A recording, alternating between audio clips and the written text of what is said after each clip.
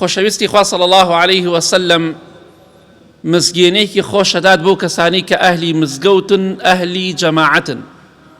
نەک ئەوانەی کە بەس تەنها جومعە دێن بۆ مزگەوت. ئەم حەدیسانە هیچی شمولیان ناکە. ئەوانەی کە نوێژەکانیان لە مزگەوتە بە جەماعەت دەکەن، لە ڕۆژی قیامەتە خوای گەورە بانگ دەکات لە ساحەی مەحشەر: ئەینە جیرانی، ئەینە جیرانی،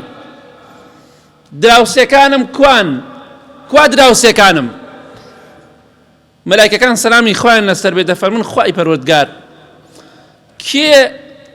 حەدی هەیە دراوسەی تۆ بێ؟ ئەو کەسانە کێن دراوسەی تۆن؟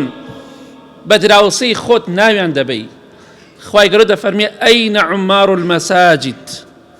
کوان ئەو کەسانەی کە مزگەوتیان بە نوێژ و بە عیبادەت ئاوەدان کردەوە؟ ئەوانە دراوسەی منن. کەسێک خوای گەورە بە دراوسەی خۆی ناوی بەرێ لە ساحەی مەحشەرا سەربەرزە. جا بۆیە ئەگەر پێت خۆشە لە ساحەی مەحشەر، ئەو ڕۆژەی کە جلوبەرگت لەبەرا نییە، ترس و خەوف تۆی داگرتووە، پێت خۆشە خوای گەورە بە دراوسەی خۆی ناوت ببات، هەموو شوی مزگەوت بکە. نەتزانیوە لە مەولا بزانە.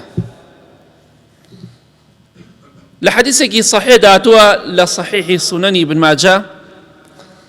خۆشەویستی خوا صلی الله عليه وسلم مزگێنێکی خۆشەدا بۆ کەسانی کە ئەهلی جەماعەتن، نوێژەکانیان ئەوەندەی مەجالیان هەبێ بە جەماعەت دەیکەن. دەفەرمی هەر موسڵمانێک مزگەوت بکا بە وڵات و وەتەنی خۆی. چۆن ئینسان بڕاتە هەر شوێنێ دڵی لای وڵاتەکەی خۆیەتی، لای ماڵەکەی خۆیەتی، دڵی پەیوەستە بە خاک و وڵاتی خۆیەوە. هەر کەسێکیش ئاوها دڵی بە مزگەوتەوە پەیوەست بێەوە، بەسرا بێت، بزانی خوای گەورە چی بۆ کەسانە دەبەخشێت. خۆشەویستی خوا فەرمێ صلی الله عليه وسلم: ما توطن رجل مسلم المساجد للصلاة والذكر إلا تبشبش الله له كما يتبشبش أهل الغائب بغائبهم إذا قدم عليهم. تشبيهات نەبێت. کوڕێکت هەیە، کەسێکی خۆشەویست و ئازیزت هەیە، ئیتر هەر کەسێکە، ماوەیەکی زۆر لە وڵاتی تۆ لە بەرچاوی تۆ بزر دەبێت. دوای چەندەها ساڵ ئەو کەسەی کە زۆر خۆشەویست و ئازیزە لای تۆ دەگەڕێتەوە، چەندێ دڵخۆشی بیهێنە بەرچاوی خۆت. کوڕەکەت، کچەکەت، براکەت، خوشکەکەت، باوکت، دایکت، کەسێکی خۆشەویستی خۆت 10-15 ساڵە نەتبینیوە، کاتێککە دێتەوە چۆن بەرەو پیری دەڕۆیت، زۆر دڵخۆشیت. دەخوای گەورەیش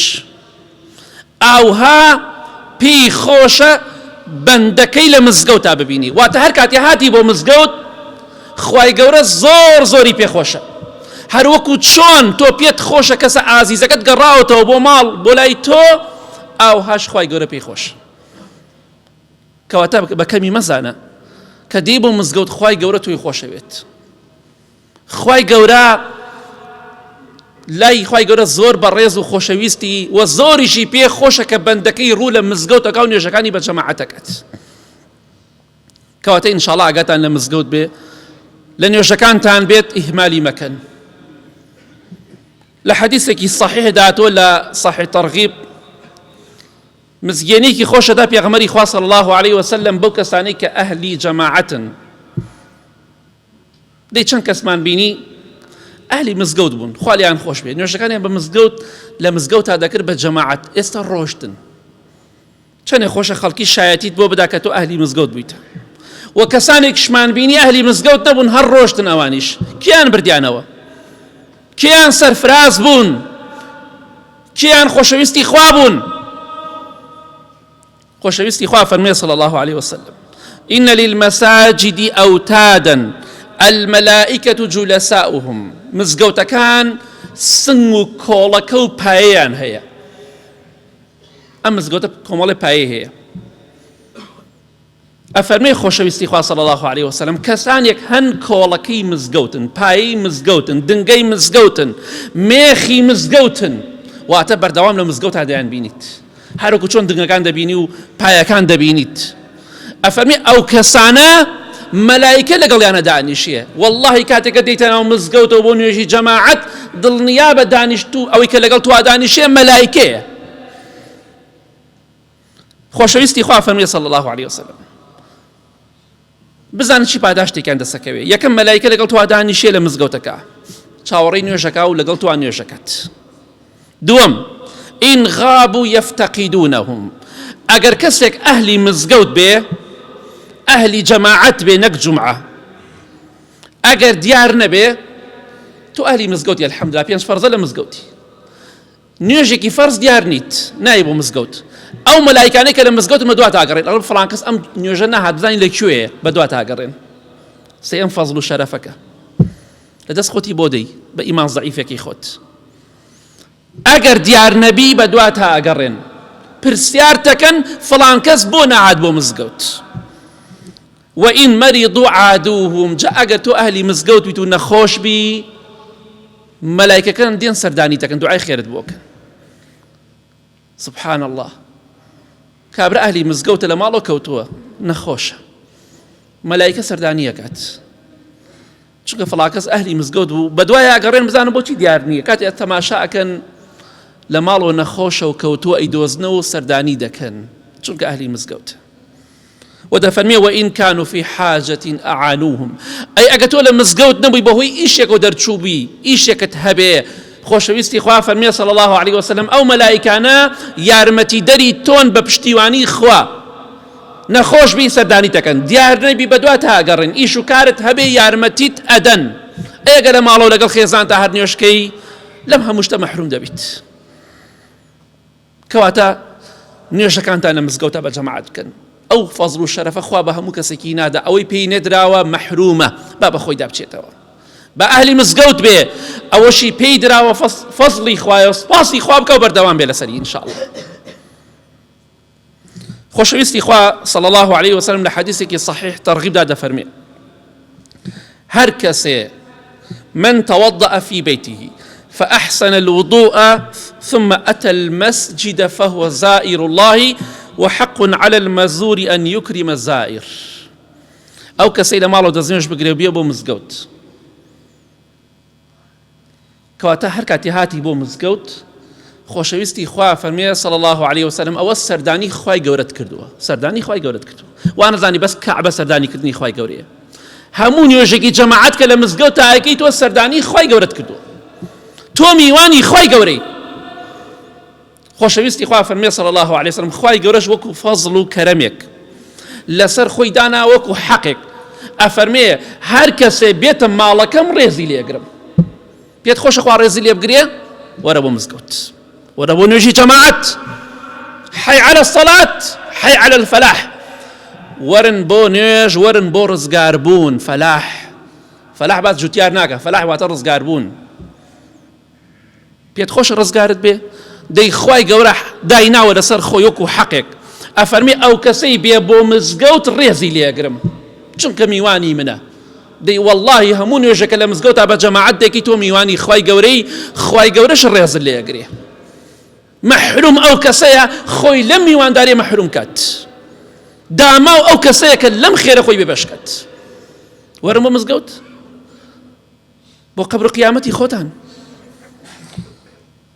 يا ربي خوای لە گوناهەکانمان خۆش بی لە گوناهی دایک و باوک و مردوەکانمان خۆش بی خوای گیان بە ئەهلی مزگەوت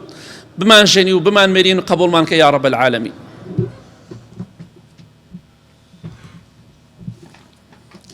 الحمد لله والصلاة والسلام على رسول الله وعلى آله وصحبه ومن والاه. لحديثك صحيح بخاري مسلم دا پیغمبری خوا صلی الله عليه وسلم مزگینی کی خوش دا بو کسانی که اهلی جماعت نوێژەکان لە مزگەوتا بە جەماعەت دەکەن دەفەرمێ من غدا إلى المسجد أو راح أعد الله له في الجنة نزلا كلما غدا أو راح. هەر کەسێک بێ بۆ مزگەوت بەیانیان یا ئێواران بەیانیان نوێژی بەیانی و نوێژی نیوەڕۆ دەگرێتەوە ئێوارانیش عەسر و مەغریب و عیشا دەگرێتەوە. هەر کەسێک بێ بۆ مزگەوت بۆی نوێژەکەی لە مزگەوتا بە جەماعەت بکە هەموو جارێک کە دێتە مزگەوت و دەگەڕێتەوە خوای گەورە لە بەهەشتا کۆشک و تەلار و قەسرێکی بۆ دروستەکە هەموو نوێژێکی جەماعەت ئێمە هەموو تەمەنی خۆمان 10 ساڵ دەژین 20 50 100 دەژین جاری وای نبینە خاوەنی خانوویەکی دنیا یا دەبینە خاوەن خانوویەکی بەو شێوەیە لانەی احتیادیش بێ بەڵام تۆ هەموو نوێژەکە دێ بۆ مزگەوت هەموو جارێکە دێیت و دەگەڕێیتەوە لە بەهەشتا خوای گەورە خانوویەک کۆشک و تەلارێکت بۆ دروستەکات هەموو نوێژێکی جەماعەت کۆشکێک لە ئاڵتون و لە زی و ئەگەر لە ماڵە نوێژکەی مەحرومی بەبێ عوزر کاتێک کە تۆ دەی بۆ مزگەوت نەک هەر ئەوەندە ئەوە هەموو هاتن و چوونیەکت کۆشکێک لە بەهەشتا بۆ دروست کراوە لەگەڵەوەشا پێغەمبەری خوا فەرمێ صلی الله عليه وسلم هەر کەسێک لەگەڵ ئەوەی تەنیشتی خۆیان پێیەکانی جووتکە یعنی کێشەکەمان ئەوەیە کاتێک کە لە مزگەوتە نوێژەکەین بە تایبەتی ئەوانەی کە شارەزانین لە دین ڕوو دەکەمە بە تەمەنەکانیش بە تایبەتتر کە نوێژەکەن ئەڵێ سەفەرێکیان لەبەرە 200 کیلۆمەتر دوورە ئەبێ لە شوێنێکی VIP نوێژکەن شوێنیان زۆر فراوان بێ لەم لاوە بستێ چۆڵکە لەوە بستێ چۆڵکە ئەزانی پێغەمبەری خوا چی دەفەرمێ صلی الله عليه وسلم من سد فرجة رفعه الله بها درجة وبنى له بيتا في الجنة لصح ترغيباته هر کەسێک لەگەڵ ئەوەی تەنیشتی خۆیان پێیەکانی جووتکە ئەمە دینی تازەنی ئەمە سنەتی پێغەمبەری خوایە صلی الله عليه وسلم ئەوەی لەگەڵ هاوڕێکەی خۆیان پێی جووتکە بۆشایی نێوان خۆی و هاوڕێکەی پڕکاتەوە نەک ڕکاتیەکە هەر 4 ڕکاتەکە هەر 3 ڕکاتەکە هەر 2 ڕکاتەکە چەند ڕکاتە نوێژەیەکی خوای گەورە لە بەهەشتا پلۆپایە بەرزت ئەکاتەوە پلۆپایە لە بەهەشتا بەرزەبیتەوە و لە بەهەشتا کۆشک و تەلار و قەسرێکیش بە دروستەکە کەواتە ئەگەر هاتی بۆ مزگەوت کۆشکێکی بەهەشت و مسەوگەر کرد بە ئیزنی خوا دووەمیش کە لەگەڵ هاوڕێکەتا پێت جووت کرد کۆشکێکی تر یەخوا پیرۆز بێ کەواتە تۆ دەتوانی ڕۆژانە 4 کۆشک 10 کۆشک بۆ خۆت مسەوگەرکەی لە بەهەشتا تەنها بە هاموشۆکردنی مزگەوت پێت خۆشە لە قیامەتە پێت دەوترێ فڵان کەس ئەم کۆشکانە هەر هەمووی پاداشتی نوێژە جەماعەتەکانت ئەمانە پاداشتی فڵان زیکردە لە دەست خۆتی مەدە لحديثك صحيح داتوا لصحيح ترغيب بيغمري خواد فرمي صلى الله عليه وسلم من خرج من بيته متطهرا إلى صلاة مكتوبة فأجره كأجر الحاج المحرم أو كسي دزنيوش جوان بقروبية بو مزقوت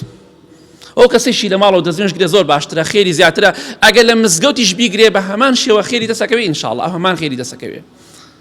إيه مكاتك ناومان دنوسين بو حج ناومان دەرناچێت دەسەکەین بە گریان ناومان دەرەچێت لە خۆشییا دەگرین وایە الحەمدولillah ناومان دەرچوو کاتێکیش کە ناومان دەرناچێت دڵتەنگە بین دەی خۆشەویستی خوا فەرمێ صلی الله عليه وسلم هەر کەسێک لە ماڵ دەرچێت بێ بۆ مزگەوت پاداشتی وەکو چی وایە ئەجر و پاداشتی ئەو کەسە کە هاتۆ بۆ نوێژی جەماعەت وەکو ئەجر و پاداشتی حاجیەک وایە جلی ئیحرامی لەبەرا بێ و خەریکی مەوسمی حەج بێ ولا حديثك صحيح أبو داود هذا فرمية من مشى إلى صلاة مكتوبة في الجماعة فهي كحجة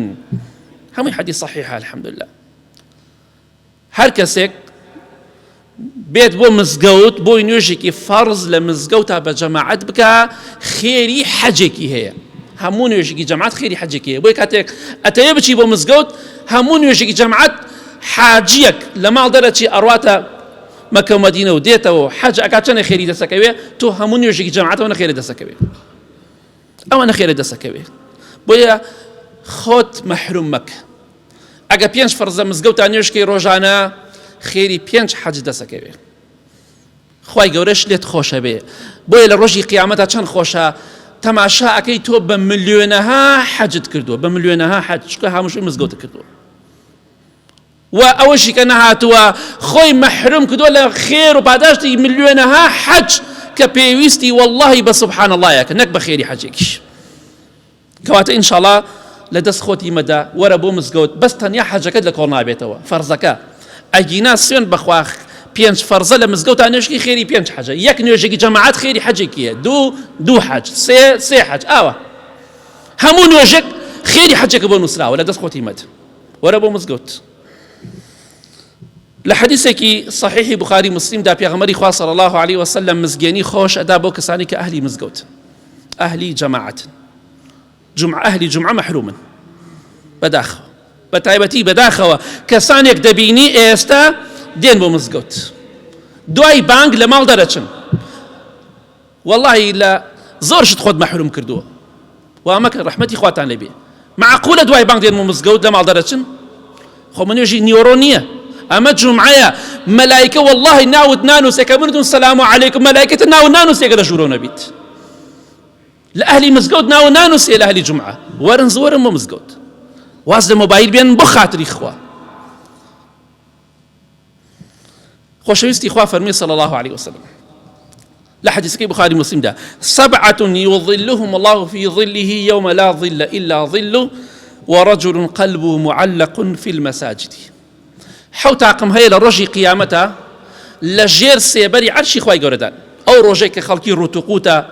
عرق داي بوشيوا قرمايتي خور ببان سريا ويا لو رجدا حوت عقم هي خوالو كسانا من بقيري أو حوت عقما بإذن إخوة ناخوشي صاحي محشر نابينن نقرما نسرما نعرق كردن نترسو خوف هيتش تيك عند سناكوي نية يكيك لو حوتا ورجل قلبه معلق في المساجد أو بياويا أو كسيد ضلي بمزقوتو بيوست بيه لحرشو انك خمين نيوجا جماعتك ايتي نيوجا كان بجماعات بابك ضلي بيوست بمزقوتو حازك ان نيوجا كاني بجماعات بك أو كسا لروجي قيامته خواي قورا عذابي نادا دي خاطر جير سيبريكي فينكي خوش كسيبري عرشي خواي قورا كقورتي المخلوقي خواي اگا بيت خوشا لو روجي كا همو خلقي ترسو خوف داي قرتو تشاوي سرو جير بوا بيت خوشا لو روجا دا دلت خوش بي مرتاح بي لشوينكي فينكو خوشا بي نقرمي هامو شوي مزقوتك ورا بو مزقوت ضلت باب يوز بي بمزقوت ولا هر شوينك بي دا حزق عني وجقالي لمزقوت بجامعاتك او فضل كرمك نعمتك إخوائي بيتي داو سباسي إخوائي بكذا سري إمامي سعيدي كوري عبد العزيز رحمتي إخوائي لبيت يكي لإيمان دار كان بو هر كاتك نوجيكي لمزقوتا بجماعات بفوتايا چي كرت بخوائي من نقش نتو بلو بايا آوار ريش يقرت دسكت بقريان آوار قريان يكيك تابعين واتا طلبي تابعين بوا